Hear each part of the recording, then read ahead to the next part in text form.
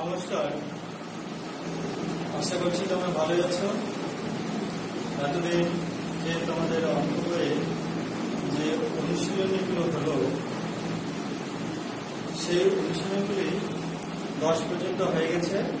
আজকে নতুন একটি অনুশীলনী শুরু হবে, সেটা হচ্ছে 11 অনুশীলনীর মধ্যে বলা আছে যে কতগুলি সংখ্যা দেওয়া আছে। এক একটা অঙ্কে সংখ্যাগুলি দিয়ে বিভিন্ন ক্রমে গুণ করে দেখো গুণফল একই হয় কিনা। এর আগে আমরা করেছি কি দেখো, উপর নিচে সাজিয়ে এক সংখ্যার দুই সংখ্যার এরকম গুণ করেছি। আজকে এরকমই দুটো বা তিনটে বা চারটে সংখ্যা বিভিন্ন রকম ভাবে সাজিয়ে সেগুলো গুণ করে দেখব তাদের গুণফল একই হয় কিনা। প্রথমে দেখো একটি অঙ্ক দেওয়া আছে এখানে, ক নাম্বার 2, 3, 4। এই অঙ্কটাকে আমি বিভিন্নভাবে সাজাতে পারি। এখানে কি বলেছে, বিভিন্ন ক্রমে।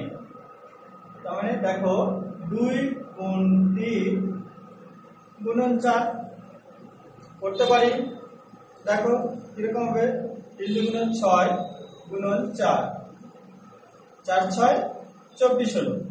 আচ্ছা, এই অঙ্কটাকে যদি আমি এইভাবে সাজাই, 2 গুণন 3 গুণন 4, তাহলে কি হতে পারে, 2 গুণন 3 4 12 সমান 12 12 গুণ 24, তাই তো?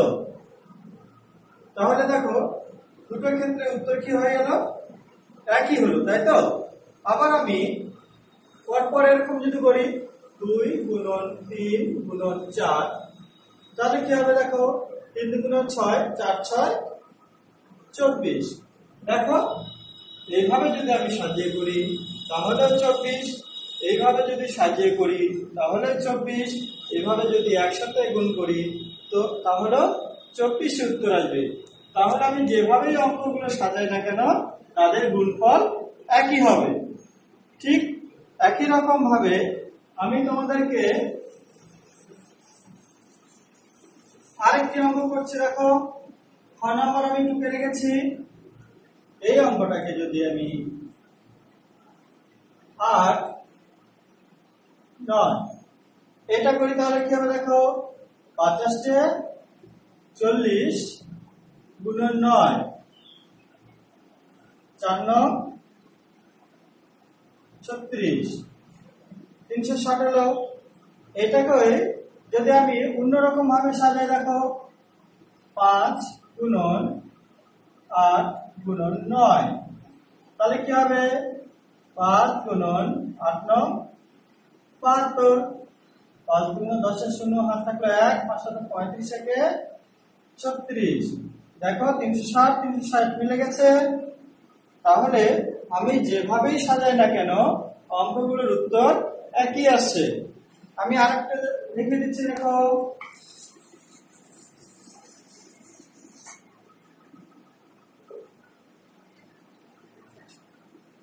গ নাম্বার। দেখো কি আছে, দেখো গ নাম্বার আছে 6, 3, 7।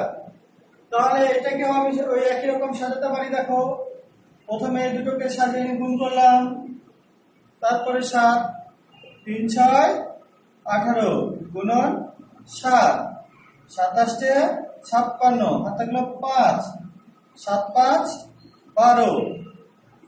আবার দেখো 6 গুণন 3 গুণন 7, 6 গুণন 3 7 21, 6 কে 6 6 দুগুণ 12। দেখো এই দুটো উত্তর একই হয়েছে।